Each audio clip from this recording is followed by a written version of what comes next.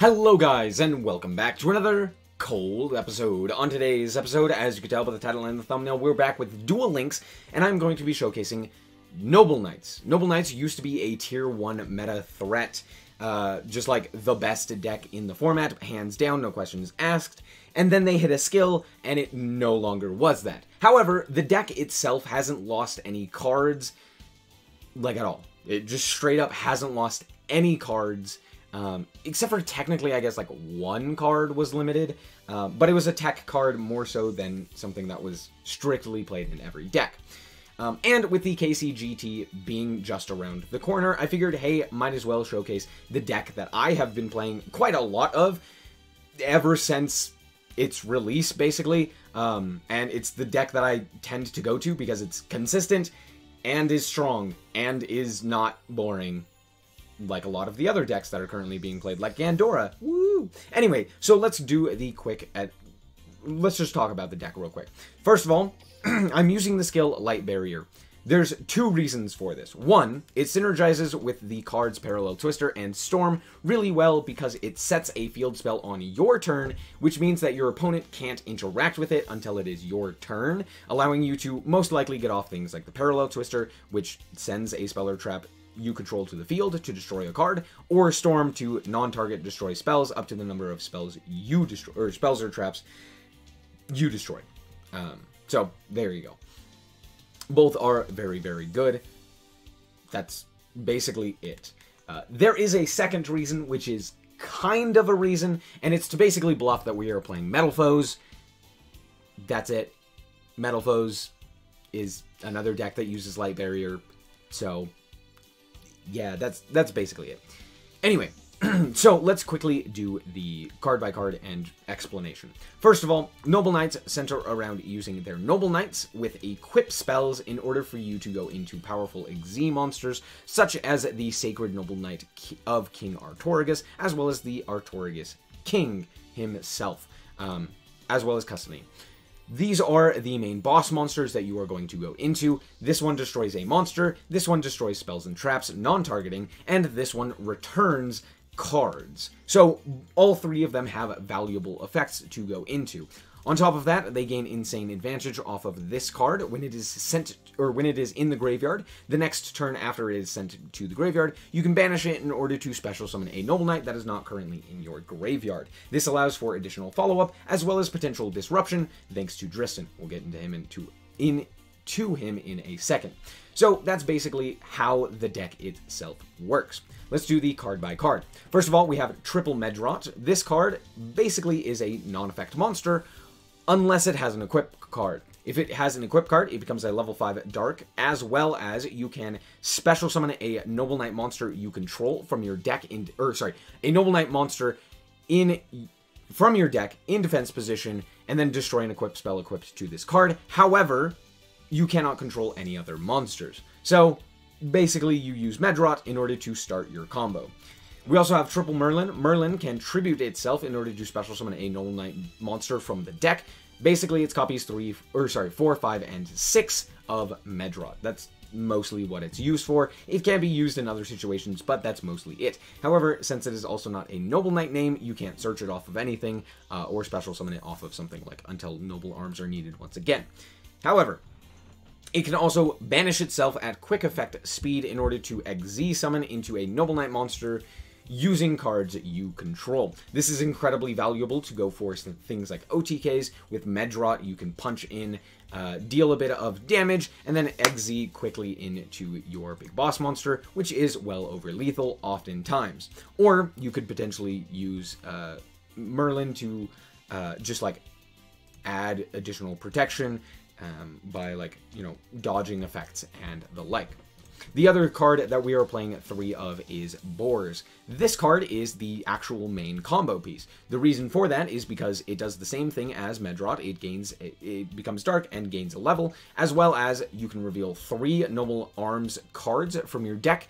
Your opponent randomly adds one to your hand, and the rest are sent to the graveyard. The reason this is so good is because of this card. This trap is technically a Noble Arms. Now, the first effect of the trap is also very good in the deck. because what it can do is basically draw you an additional card, as long as you have a Noble Arms on your side of the field. Any of your Noble Arms on your side of the field, equipped to a monster, you reveal this, or you flip this card face up, you draw, more or less. However, you can also banish it in order to special summon one of your Noble Knights that is not currently in the grave. This is the main effect of it, and why we will send it off of boards. It's also why we play two. You basically reveal both of these, and then a Gwynnefer in order to send at least one guaranteed to the graveyard for additional follow-up. Also, Gwynnefer can equip itself from the graveyard to one of your monsters as a Noble Arms, which means unlike a lot of these spells which can't do that, you are guaranteed to get a level 5 and a level 5 in order to go into your rank 5. This is your main play. Alright, makes sense? Sure. That's pretty self-explanatory for how the deck functions. Basically, you are wanting to get this either into your hand or into the grave, along with any other of your spells equipped to boars.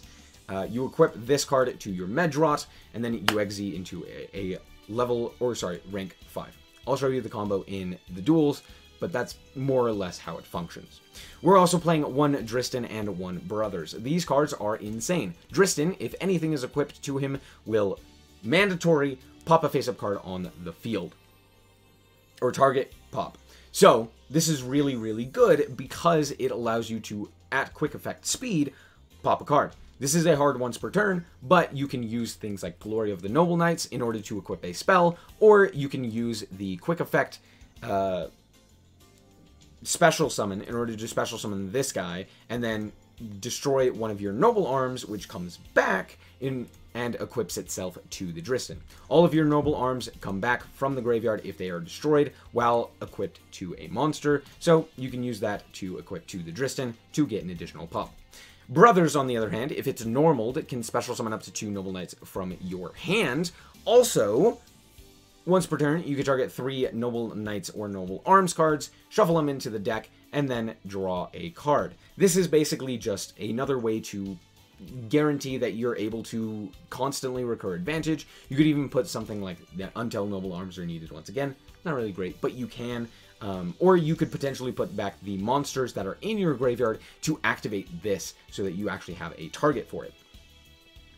And that's basically it in terms of monsters. We are also playing Forbidden Lance because if our combo goes off, it's very nice, but if we play into Disruption, it becomes very problematic. So playing Forbidden Lance just allows us to protect our Xyz, our powerful Xyz, as well as our combo. That's pretty much it. As for the Noble Arms, this one pops a spell or trap, a set one, sorry, oh, no, just a set card. Just any set card, including monsters. This one increases attack and increases your life points by 500. Gallatin increases by 1,000, but you lose 200 during each standby phase. And Destiny protects you once per turn. Protects your monster from being destroyed once per turn. Just in any way. Moving on to the actual boss monsters, we have Artorigus. Artorigus floats into a monster from the graveyard when it is destroyed and sent to the graveyard. Also, you can target a card, a monster your opponent controls, detach material, destroy the monster, and then that's basically it that it does. Oh, also, on summon, it equips cards from the graveyard. Same with Artorigus, King of the Noble Knights. This guy will also equip cards. However, unlike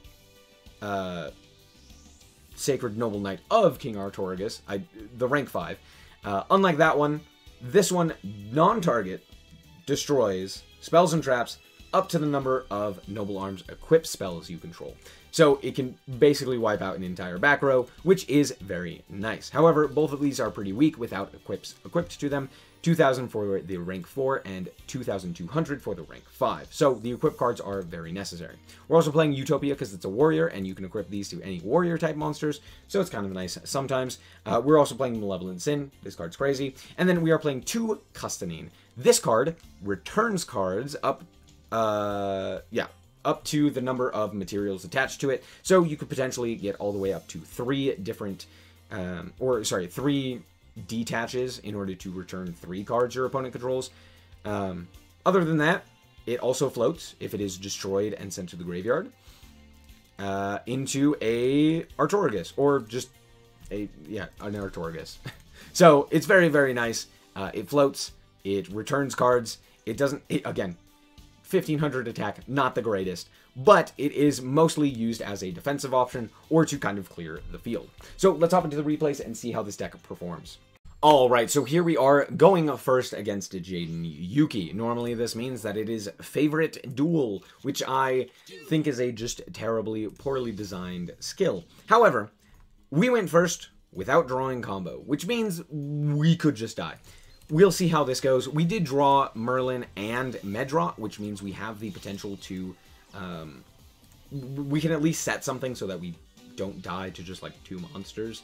And then we still have the follow-up, since we do have the Medrot, so that's exactly what I'm going to do. We're going to set the Lance, we're going to set the Merlin, and we are going to pass.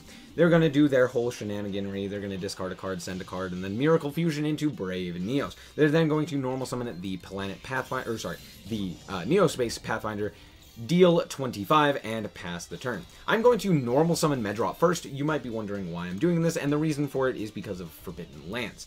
I want to just keep Lance around and protect my Medrot if I can. I kind of wanted to bait out something so that I could potentially use this Parallel Twister on something else.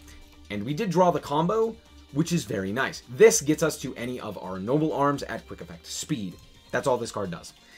They're going to activate Fiendish Chain. Guess what? They have to target their own monster because this is a non-effect monster, meaning they cannot target it. However, we are going to go for the Glory of the Noble Knights. This will get us to Caliburn. Caliburn is the best starting, or like combo starter piece. Reason being, it gains you life points, which can come up in such a low life point game.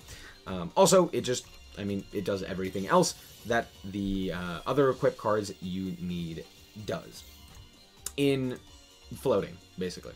So, what we have done, Medrot, when it's on the field by itself, with an equip card, can special summon and then destroy the equip card. The equip card, since it has the effect where if this face-up card on the field is destroyed and sent to the graveyard, you can target a warrior-type Noble Knight monster you control, equip this card to that target. It has that effect once per turn, so what it can do is it can, once it's destroyed, equip itself to the new target. So what you will do is Medrot, pop, special summon Boars, pop the Noble Arms. Noble Arms will equip itself to Boars. Boars now gets its effect. You will send 2 traps, or reveal 2 traps, and the Gwynnifer. Doesn't matter what you get into your hand. Normally, you actually want one of the traps, just so that you get that extra draw. But guaranteed you will be able to have a equip with the Gwynnifer. You can either equip from the grave or from the hand. Now, if you already have another arms, it may potentially be worth it to go for a different arms. Like, for example, if you have an Arf in your hand, which pops the spells and traps, or sorry, I should say set cards, you can instead reveal a Destiny, just so that you get Destiny into rotation to add that additional protection. However, here, since we don't have an additional arms, we can just go for the Gwynnifer. So we add to our hand a Noble Arms. Until Noble Arms is needed again, we are going to equip the Gwynnifer and then Exe summon into our Artorigus. Artorigus, when it's summoned, is going to equip the Caliburn. Caliburn's effect is going to activate to give us a grand total of 1,500 life points this turn. We activated it on Medrot, we activated it on Boars, we activated it on the Artorigus. Since the first effect is a soft once per turn, it does allow us to constantly gain those life points. So, after that, we are going to use the effect of our Artorigus to pop the Brave Neos, and then we will set the until Noble Arms is needed once again, and then proceed to the battle phase, in which we will deal with the last monster, dealing 900. They're going to activate Favorite Duel. Can we talk about how absolutely ridiculous it is that Konami has printed another skill that doesn't have a once per duel effect tied to it? I don't know why they do this. I genuinely don't. We saw what happened when they changed that with Onomats. They became absolutely overpowered. Why have you done this again, Konami? Why do you continue to do this? Just stop. Thank you. Anyway, they're going to go and activate their Miracle Fusion. Here, I'm just going to chain the first effect in order to reveal a card and draw it equal to the amount of Noble Arms that we have. So there's that. They're going to go for their Elemental Hero Flame Wingman. Now, since I have Forbidden Lance, I'm actually not at all scared of this, because what we are going to do is just negate. Skyscraper? Yeah, doesn't matter. So they're going to go down to 1300 and just die. Cool. Anyway, during the end phase, we are going to special summon out a Dristin, to the which we will then, during our turn, equip it with a Gallatin, which will allow us to pop their Skyscraper. We'll gain 500. We will activate the Artorigus effect in order to pop their card, and then just attack in. There you go. That's lethal. Alright, so here we are against Taya Gardner going first. Now, Taya Gardner can have a few decks that they play, either Amazonas or some other generic jank deck, but Holy Guard is normally the skill. Now, we have something slightly different here. We don't have the full combo, instead we have Boars. Now, we are playing triple of this, and the reason for it is because it's kind of a combo starter, but it ends on a weaker first turn board, but you're still able to kind of do what you need. So it's just basically a slightly weaker combo. As long as you still have the arms as well as boars, you should be fine. So I'm going to start with Glory to the Noble Knights in order to grab ourselves the Caliburn. Caliburn, gain 500. Boar's effect is going to reveal the Gwynnifer, the arms, or until Noble Arms are needed once again, and the second copy. The reason I do this is because I actually do want Gwynnifer just in rotation, because having it in the grave is pretty nice, and I actually wanted to add one of the traps to the hand. It didn't end up happening, but that's fine. Here I actually make a mistake. I'm going to equip the Gwynnifer here. Realistically, since I have Storm in hand, that's not a good idea. Just straight up, should not have done that. But we are going to pass back to our opponent, who is going to set 3 cards and pass. During the end phase, we are going to special summon out Dristin. They're going to activate Karma Cut, like, as soon as they're in main phase, to which I go, okay, that's fine. Oh no, I activated my Caliburn. So they are going to reveal that they're on Valkyries, but they are going to banish a card. We are going to special summon it using the effect of our Until Noble Arms that's in the grave, or the trap that's in the grave, in order to special summon out the Noble Knight Brothers. Then we are going to equip a few cards. I'm going to use the effect of Destiny as well as our Caliburn, and then I do something that's kind of weird here. I activate Glory here. So Glory is going to equip the ARF, and then the Destiny is going to equip, and then I have no more zones, so I can't actually equip the Caliburn. Kind of silly of me, but it's fine. Then we are going to use our ARF's effect that was equipped to our brothers in order to pop the Doppel Warrior. Then we're going to use the effect of Noble Knight Brothers in order to shuffle back 3 cards to draw a card. We draw into Boars, which makes this very easy to lethal. I'm actually going to Storm to pop the back row just in case it is something, and then at this point I equip the ARF to the Dristin instead of equipping it to just, like, Brothers. I don't know why I did this. Anyway, it doesn't really matter all too much, but I'm going to make Utopia because it is 25, which is what we need to actually kill. I could have also made the Malevolent Sin, which does get bigger, but I think Utopia is slightly better. But at this point, we just walk in and we have lethal. Unless that last card in their hand was a hand trap, it was game. Alright, so here we are going up first against my Valentine. Most likely, this is Harpies.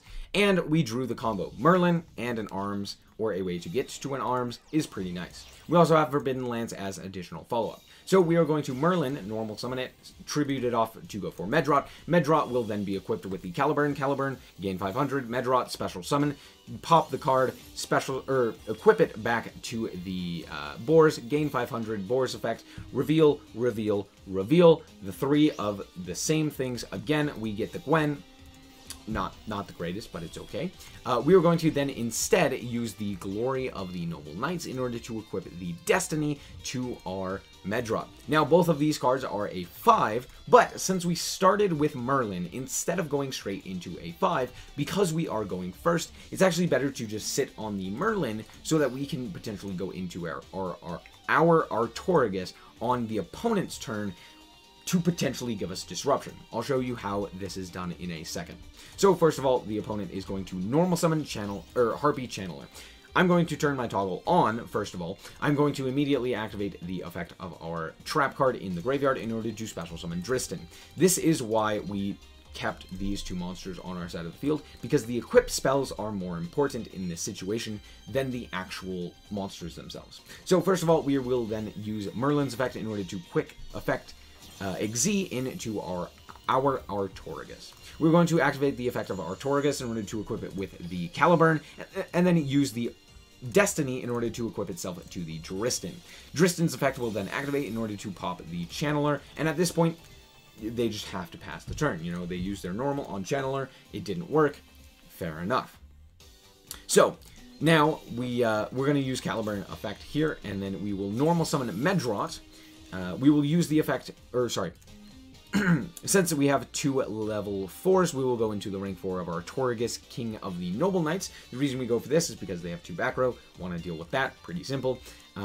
Yeah, basically that's it. We're going to equip the Destiny to it, and then I will chain the Forbidden Lance to their Raigeki Break just to protect our monster so that it can get its effect off guaranteed. So we're going to pop their last set card, which was in fact a Hysteric Sign, which means that basically if I don't win this turn, we're kind of screwed because they sent 2. Granted, it is a hard once per turn, but still, like, they sent 1. But luckily we have the second trap that we can utilize in order to special summon the last bit of damage that we needed. As you could tell, we were exactly 100 off had we not used that special summon, but with the special summon we had well over lethal. Alright, and here we are against Taya Gardner going second. We really don't like to go second, but I'm sure this will be fine. They're playing Magician Girls, so we know that they're playing Magician Girls. Yeah, alright, that's fine. We didn't draw the combo. Gosh dang it. Okay, it's fine. It's fine. We get another draw. This is why sometimes it's nice to go second, just because, hey, look at that, we drew the combo. So we're going to go Merlin into Medrot. We equip it with the Gallatin. We will use the effect of the Medrot, yada yada.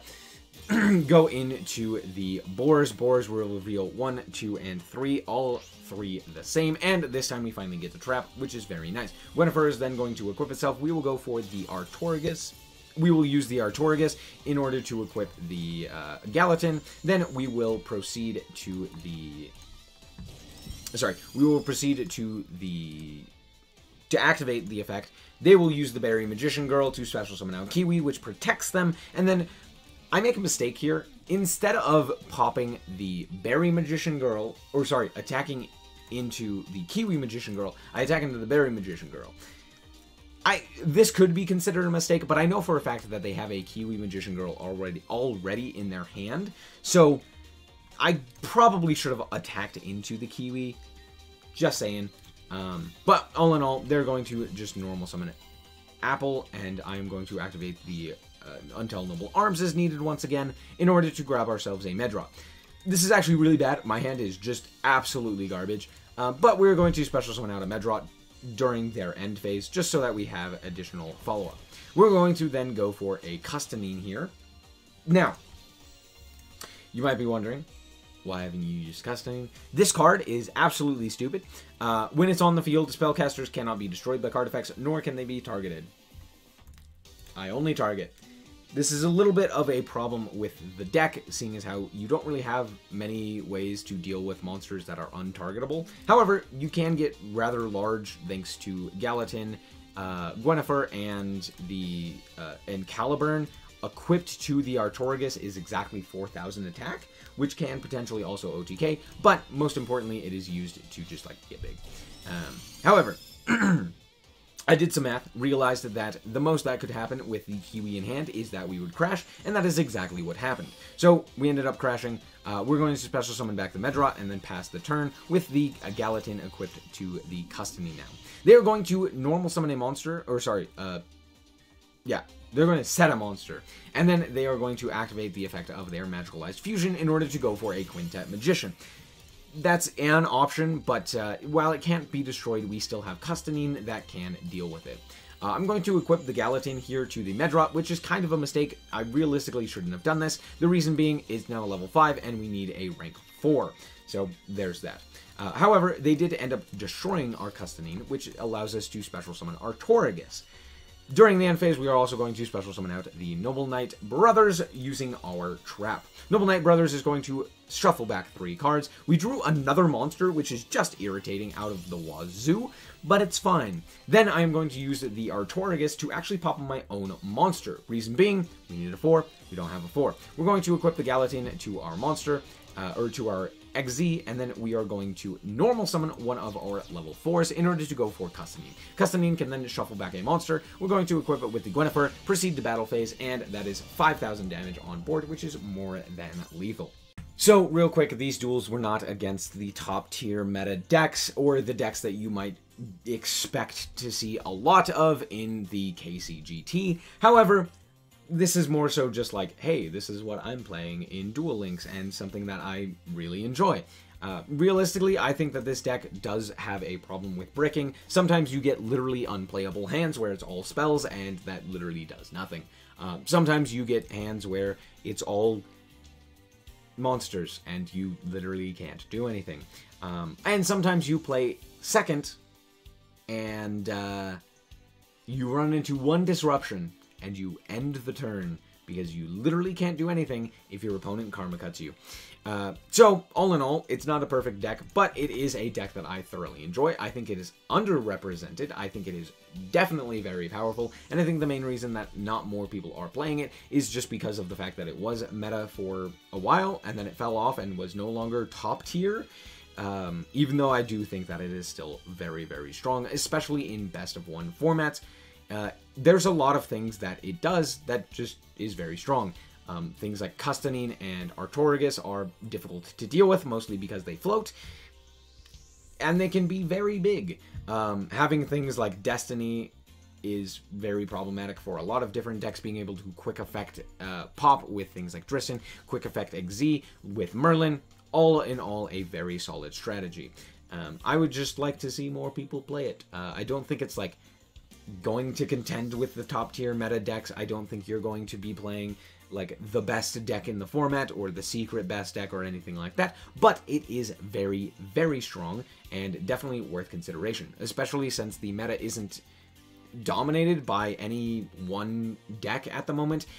It does have favorable matchups against quite a few decks, namely things like the DDD decks, like basically any pendulum deck almost, just because of the way that like Dristan and Artorigus and Custanine all kind of work in combination. But most importantly, Artorigus, the king of the Noble Knights, this guy just absolutely destroys pendulums. Yeah.